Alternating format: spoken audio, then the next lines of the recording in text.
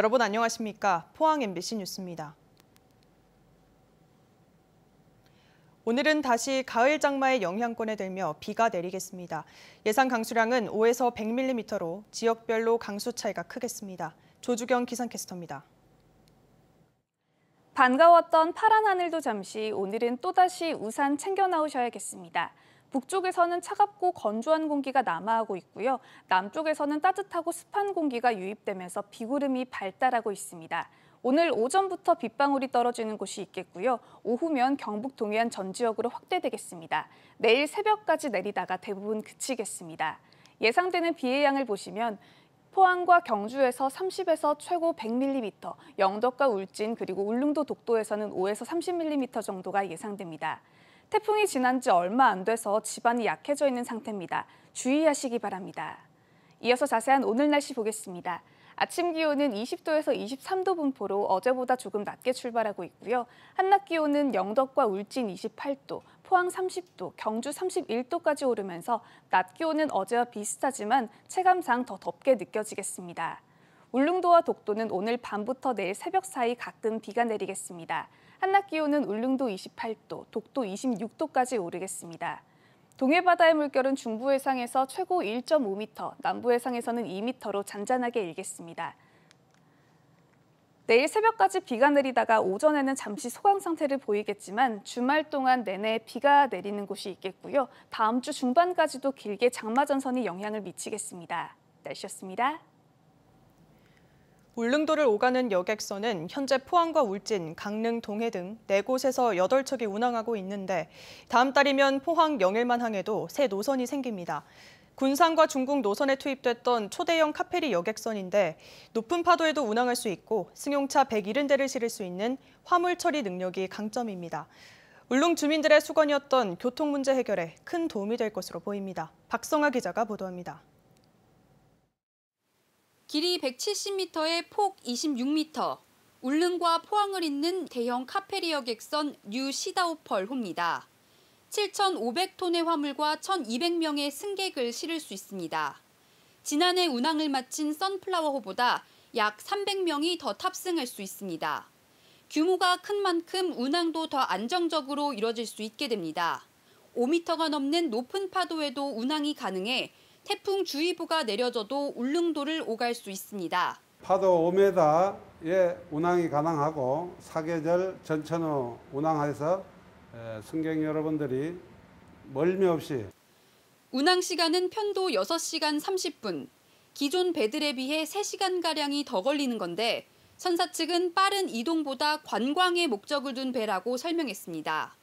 공연장과 세미나실 등을 조성해 배 안에서 문화생활과 단체 연수 등 다양한 활동이 가능해질 것으로 보입니다. 초쾌속선들하고는 경쟁할 생각이 없습니다. 오히려 일반 호텔이나 연수원 이런 쪽에 있는 마이스 시장까지 동해를 끌어들이는 관광의 트렌드의 큰 변화를 목적으로 하고 뉴 시다오펄호는 다음 달 16일부터 운항을 시작할 예정입니다.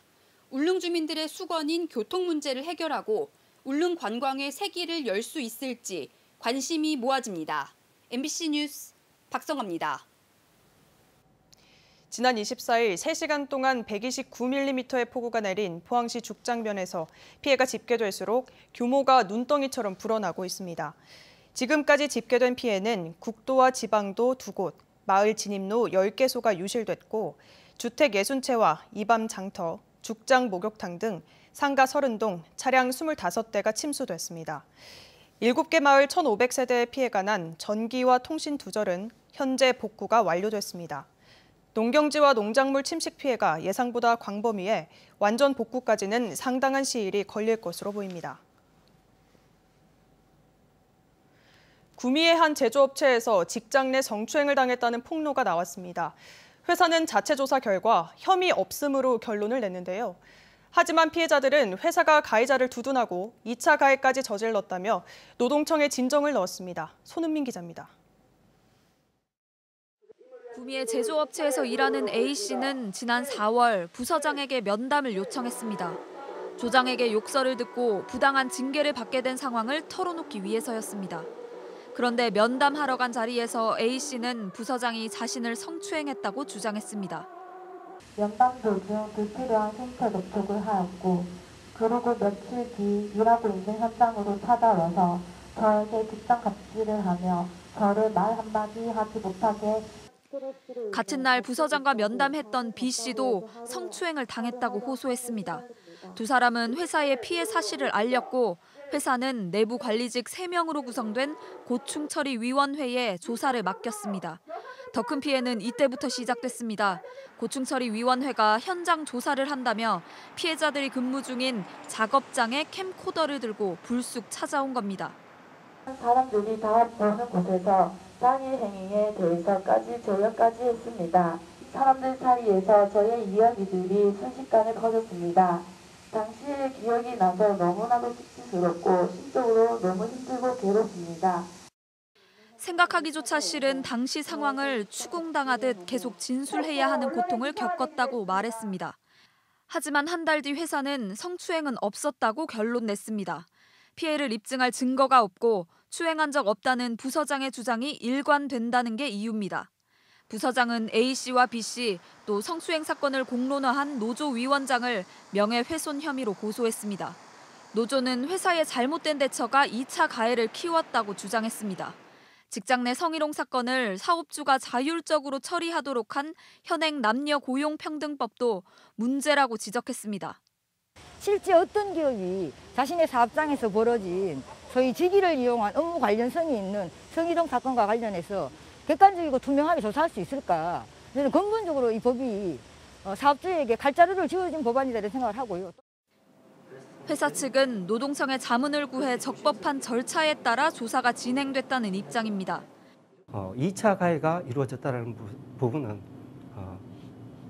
주장일 뿐이고 그렇게 한다면 오히려 부실 수사가 될 수밖에 없는. 피해자들은 회사 측 조사 결과를 받아들일 수 없다며 사건을 제대로 조사해달라고 노동청에 진정을 넣었습니다. MBC 뉴스 손은민입니다. 제12호 태풍 오마이스로 시설 피해가 난 포항시 죽장면 서포중학교와 포항보건고등학교가 당분간 원격 수업을 진행하기로 했습니다. 이들 학교는 운동장과 본관 건물 1층 일부가 침수되면서 정상적인 등교 수업이 어렵다고 판단해 피해 복구 전까지 원격 수업을 하기로 했습니다. 현재 서포중학교는 11명, 포항보건고등학교에는 70명의 학생들이 재학 중입니다. 경북의 유교와 가야, 신라문화권을 관광 자원화하는 국책 사업인 3대 문화권 사업. 이 전체 사업비 2조 원 중 4분의 1, 그러니까 5천억 원 이상이 안동과 영주에 집중돼 있는데요. 두 지자체의 3대 문화권 사업을 운영할 민간 위탁 운영자가 어렵게 선정됐습니다. 한 해 수십억 원씩 예상되는 적자 구조를 어떻게 극복할지가 시험대에 올랐습니다. 엄지원 기자입니다. 내년부터 안동시 3대 문화권 사업을 운영할 민간 위탁자가 지난주 선정됐습니다. 신청 저조로 3차 공모까지 간 끝에 단독으로 신청한 주식회사 안동 테마파크가 우선 협상 대상자로 최종 결정됐습니다. 안동시는 유교문화박물관과 컨벤션센터, 테마파크 조성에 4천억 원에 달하는 예산을 투입했지만 선뜻 나서는 사업자가 없었습니다. 연간 46억 원의 적자가 예상됐기 때문입니다. 안동 테마파크는 2개의 특수 목적법인이 합쳐진 컨소시엄 형태로 운영을 전담할 대표 회사는 건물관리 전문업체인 에이스 종합관리입니다. LS그룹 계열사인 LS일렉트릭과 이원, 태안 등 대기업이 포함된 에너지 전문 기업들도 참여했습니다. 안동 테마파크는 3년간 최대 8년까지 3대 문화권 사업장에 대한 일괄 운영과 312실 규모의 호텔과 상가 조성, 케이블카 등 관광시설을 설치할 예정입니다. 안동시는 안동호 수상택시와 헬기 투어로 육해공 접근성을 확보해주는 한편 숲을 배경으로 하는 야간 경관 조명 시설도 설치해줄 계획입니다. 연간 적자 예상의 46억 원 전액을 안동시가 보전해주는데 운영자는 에너지 기업 다수가 참여하는 만큼 별도의 안동호 수상자원을 활용한 개발로 빠르게 흑자 전환을 이룬다는 목표입니다. 안동시와 안동 테마파크는 다음 달 말까지 계약을 체결하고 운영은 내년 5월에 시작됩니다. 앞으로 이 3대 문화권 사업 우선 협상 대상자가 선정이 되었기 때문에 컨벤션 산업의 어떤 중심지 또 그리고 안동 관광의 어떤 랜드마크로 활용해 가지고 글로벌 관광 도시로서의 어떤 위상을 높여 나가도록 그렇게 하겠습니다. 영주시 3대 문화권 사업인 선비세상에 대한 위탁 공모에는 총 6개 업체가 지원해 제안서 평가를 마쳤고 빠르면 오늘 우선 협상 대상자 한 곳이 선정됩니다. MBC 뉴스 엄지연입니다. 포항 수소연료전지 발전 클러스터 구축 사업이 기획재정부로부터 예비타당성 조사 대상 사업에 선정됐습니다. 예비타당성 조사에서 최종 통과되면 정부 사업으로 추진됩니다. 경상북도와 포항시는 2023년부터 2027년까지 블루밸리 국가산업단지 28만여 제곱미터에 1,863억 원을 들여 수소연료전지 관련 기업 집적화 단지를 만들고 연료전지 시스템 성능과 내구성을 실증하는 단지를 조성할 방침입니다. 지난 6월 한국가스공사가 한국농구연맹 KBL과 대구에서 프로농구단 인수 협약식을 가졌습니다. 하지만 이후 연고지 협약 체결이 안 됐고 전용 구장과 같은 문제도 진전이 없습니다. 결국 대구시 체육회와 지역 종목별 경기단체 회장단이 나섰습니다. 석원 기자의 보도입니다. 대구역 신도시에 자리한 한국가스공사가 새로 농구단 인수를 선언할 당시만 해도 대구의 농구단 창단은 멀지 않아 보였습니다. 하지만 이후 연고지 협약 체결로 이어지지 못하며 지지부진한 모습입니다. 인천을 떠나 대구로 향한 가스공사는 훈련장부터 구하는 데 어려움을 겪은 가운데 조속히 연고 협약을 마무리 짓고 대구에 정착하고 싶다는 입장입니다. 대구시 또한 실내체육관 리모델링 공사도 개막 이전에 맞춰 진행한다며 궁극적인 목표인 전용구장 건립과 같은 부분에 가스공사의 명확한 입장을 기다리고 있습니다. 양측의 팽팽한 줄다리기가 이어지자 급기야 지역 체육인들이 나섰습니다.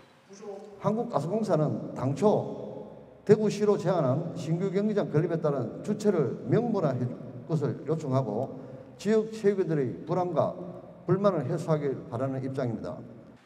대구시와 가스공사의 농구단 창단을 위한 상호 간의 협조를 요구한 겁니다. 대구시는 조속한 농구단 전용 경기장 건립을 위해 최선을 다해 줄 것을 요구한다. 양측의 입장차가 쉽게 좁혀지지 않는 가운데 오리온스의 야반도주 이후 오랜 기간 기다렸던 대구 농구의 부활은 아직 쉽지 않은 상황.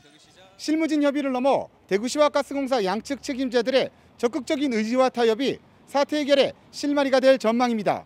MBC 뉴스 석원입니다. 경북소방본부는 동물 구조나 보호 등 긴급하지 않은 관련 사고는 119가 아닌 110이나 관할시군 동물보호센터로 신고해 줄 것을 당부했습니다. 이는 인명구조 등 긴급한 사건에 보다 신속하게 대응하기 위한 것입니다. 경북소방본부는 동물보호나 구조 관련 비긴급 신고가 전체의 80% 이상을 차지하고 있다고 덧붙였습니다. 경주시 문무대왕면과 울진군 금강송면처럼 행정구역의 명칭을 그 지역의 역사와 실정에 맞게 바꾸고 있는데요. 상주에서도 낙동면을 낙동강면으로 바꾸자는 주장이 나오고 있는데 상주시는 아직 검토한 적이 없다고 밝혔습니다. 낙동강을 끼고 있는 지자체만 수십 곳인데 받아들일지는 의문입니다. 이호영 기자입니다. 상주시 낙동면 일부 주민들이 현재 낙동면의 행정구역 명칭을 낙동강면으로 바꾸자는 의견을 제시하고 있습니다. 1914년 일제시대 때 제정된 낙동이란 행정명칭보다 지역 관광 여건 향상과 현실에 맞게 낙동강면으로 변경해야 한다고 여론을 모으고 있습니다. 이 같은 의견은 현재 건립된 낙담부와 낙동강 역사이야기촌, 수상레포츠 센터 등은 물론 건설 중인 청소년 해양교육원, 비즈니스 관상호관 등을 이용한 관광 활성화가 시급하다는 데 있습니다. 낙동강을 끼고 있는 우리 낙동면의 정체성을 높이고 낙동강을 우리의 상주의 강으로 선점해서 지역을 홍보하고 지역 발전에 이바지하고자 이 사업을 추진 중에 있습니다. 특히 낙동강 지역 가운데 유일하게 낙동면 낙동리라는 행정구역 명칭을 사용하고 있을 만큼 역사적으로 낙동강 중심지라는 게 주민들의 주장입니다. 읍면동 행정구역 명칭은 지자체의 조례 제정으로 변경 가능합니다. 행정구역 변경 관계는 조례를 통해서 가능하지만 우리 낙동 매민들의 의견을 수렴해서 많은 사람이 원할 경우에 과반수 이상 지지할 경우에 이 사업이 추진되도록 최선을 다할 생각입니다. 현재 경북 지역에서는 군위 삼국유사면, 청송 주황산면, 상주 사벌국면, 경주 문무대학면 등이 당초 명칭을 역사와 지역 실정에 맞게 변경했습니다. 이곳 낙동강은 강원도 태백시에서 발원해 부산까지 본류 길이만 525km에 달하는 우리나라에서 압록강 다음으로 긴 강입니다. 경북과 경남에서 낙동강을 행정구역 명칭으로 쓰고 있는 곳은 아직 한 군데도 없습니다. 낙동면 명칭을 낙동강면으로 바꾸는 데는 낙동강을 끼고 있는 여러 지자체가 논란이 불가피할 것으로 보입니다. 상주시는 시 차원에서 명칭 변경을 검토하거나 계획한 바 없고 유명한 강과 산 이름을 행정구역 명칭으로 쓰기 위해서는 신중한 접근이 필요하다는 입장입니다. MBC 뉴스 이호영입니다.